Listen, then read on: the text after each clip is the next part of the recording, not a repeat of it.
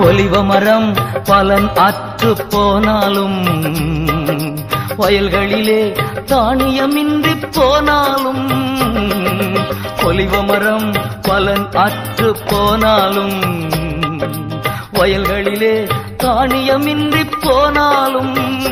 நான் கர்த்தருக்குள் மகிழ்ச்சியாயிருப்பேன் என் தேவனுக்குள் களி கூறுவேன் கர்த்தருக்குள் மகிழ்ச்சியாயிருப்பேன் தேவனுக்குள் களி கூறுவேன் அத்திமரம் துளிர் விடாமற் போனாலும் திராட்சை செடி பலன் கொடாமல் போனாலும் கர்த்தருக்குள் மகிழ்ச்சியாயிருப்பே தேவனுக்குள் களி கூறுவே